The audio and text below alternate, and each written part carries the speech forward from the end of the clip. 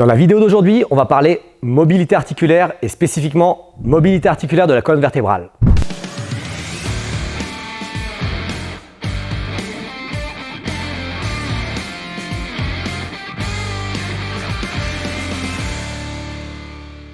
Je vais te présenter quelques mouvements de mobilité articulaire de la colonne vertébrale, mais avant cela, ce que je t'invite à faire, c'est rejoindre ma liste privée pour pouvoir recevoir les emails qui peuvent te sauver la vie.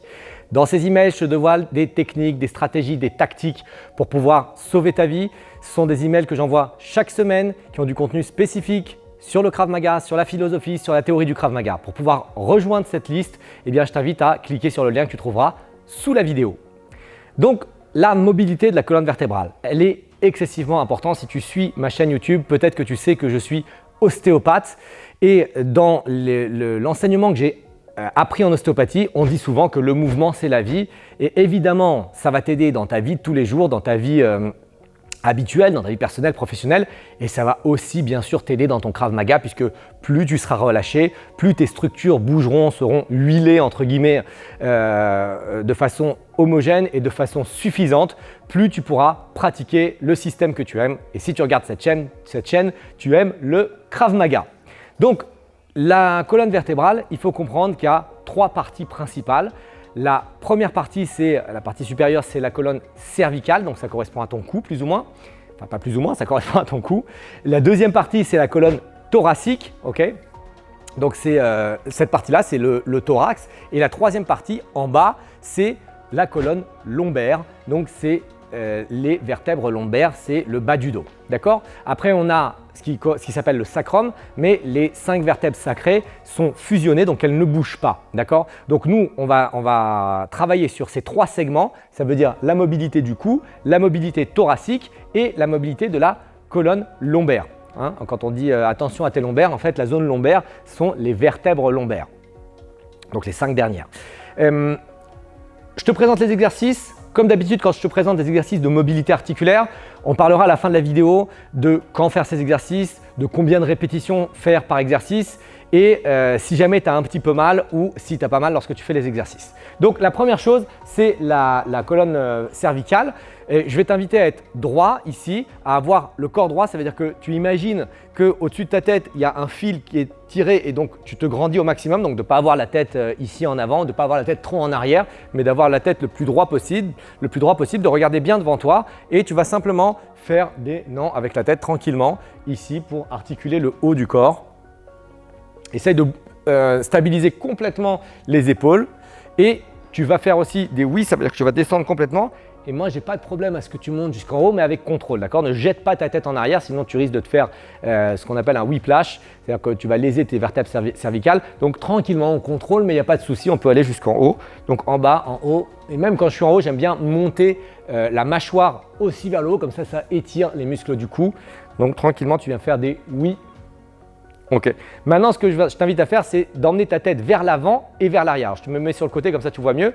Donc vers l'avant et vers l'arrière. Ok. Dans ces mouvements-là, essaye de ne pas trop bouger les épaules, de ne pas amener. Donc tu vois vraiment, j'emmène ma tête le plus en arrière possible et je tire ma tête le plus en avant possible. Comme ça, ça fait travailler les vertèbres sur cet axe-là, alors qu'avant, on a fait cet axe-là ou cet axe-là. Donc on travaille les vertèbres dans toute leur mobilité pour pouvoir les habituer à être OK dans différents plans de l'espace.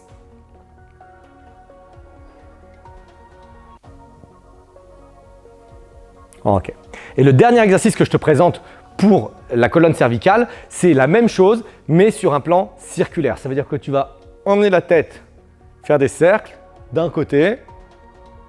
Donc tu vois, mon menton, il ne bouge pas, hein, juste il s'avance. C'est comme s'il y avait la pointe du menton, c'est un stylo. Et en fait, tu fais des cercles avec le stylo. Donc ni ça descend, ni ça monte. Et en gardant les épaules bien droites. Et dans l'autre sens.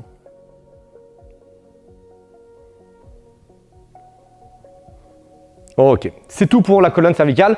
Tu vas voir, c'est des sensations assez étonnantes lorsque tu n'es pas habitué à ces mouvements et lorsque tu fais ces mouvements. Un petit point sur les douleurs, si tu as mal, ne fais pas ces mouvements, d'accord? Fais ces mouvements pour ne pas avoir mal. Donc, c'est des mouvements de prévention. Si tu as mal, je ne sais pas ce que tu as, parce que évidemment en vidéo, je ne peux pas te dire ce que tu as. Donc, je te conseille d'aller voir un professionnel de la santé, que ce soit un ostéopathe, un chiropracteur ou un médecin généraliste et tu vas vérifier ta situation et lorsque tu as moins mal, tu peux pratiquer ça. On passe à la colonne thoracique et cette fois-ci, on va faire des mouvements de fermeture des épaules. Donc je te montre, on va arrondir le dos et ouverture des épaules, ici. Donc là, on arrondit complètement, tu pousses ton dos au maximum vers l'arrière, on vient coller les épaules vers l'avant et creuser au maximum pour pouvoir bouger. On a besoin de mobiliser la colonne thoracique parce qu'elle bouge moins que la colonne vertébrale et très souvent, on est bloqué parce qu'on travaille toute la journée assis sur une chaise. Ici, et je te montre un deuxième mouvement sur la colonne thoracique. On va aller chercher à gauche, à droite. Tu vas bloquer les hanches, tendre les bras et aller chercher à droite, à gauche, au maximum. Donc ça va venir te bouger toute la colonne dans ces mouvements-là.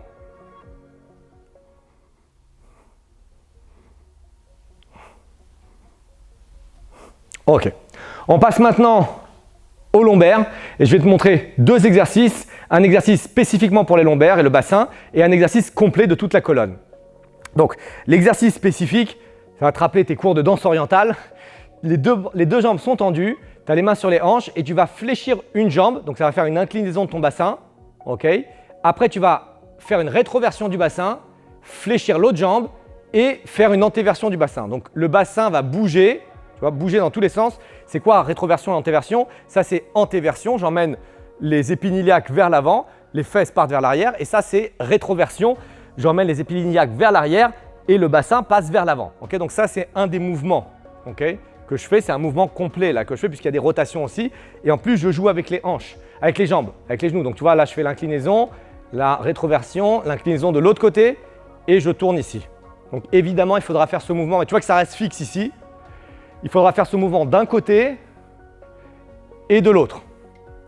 Et tu dois sentir normalement ici, au niveau de la colonne lombaire, qu'il y a un vrai travail de mouvement et de rotation qui se fait. Peut-être que tu n'es pas habitué à ces mouvements, donc va à ton rythme. Et encore une fois, si tu as des douleurs, ne fais pas ces mouvements. Et le dernier mouvement qu'on va faire en bas, c'est dos rond, dos creux. Tu l'as vu dans la présentation de la vidéo. C'est un exercice complet, les mains sont au sol. On vient mettre la tête vers le bas, arrondir le dos et arrondir la colonne lombaire.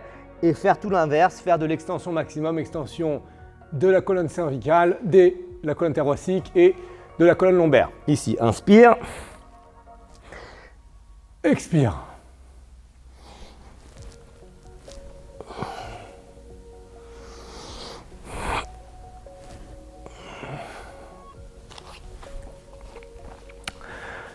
Voilà, on a terminé cette vidéo. Je t'ai donné pas mal d'exercices sur les 3 parties fondamentales de ta colonne vertébrale. Je t'invite vraiment à pratiquer ces mouvements régulièrement.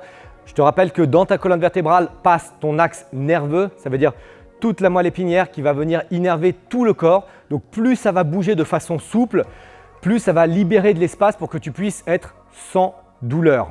Okay, donc pratique ces exercices régulièrement. Au niveau du nombre de répétitions, il y a 2 choix. Soit tu t'imposes un nombre de répétitions. Parfois, je dis, tu fais le nombre de répétitions lié à ton âge. Si tu as 40 ans, 40 répétitions de chaque mouvement. Si tu as 20 ans, 20 répétitions de chaque mouvement. Parce que plus tu vieillis, plus tu as besoin de bouger. Donc, plus c'est logique de faire un nombre de répétitions important. Je comprends que 40 ou 50 répétitions de chaque exercice, ça peut être un peu long.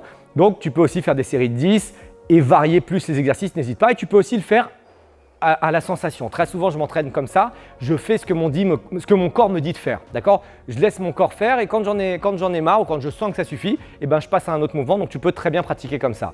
Si tu as envie que je t'accompagne sur tous les mouvements articulaires, que ce soit les épaules, les hanches, les poignets, je dis les hanches, les poignets, les coudes, les genoux, enfin vraiment une prise en charge complète. J'ai une formation sur la mobilité articulaire qui est une véritable boîte à outils de mobilité articulaire où tu pourras toi-même construire tes propres mouvements. Tu trouveras le lien sous la vidéo.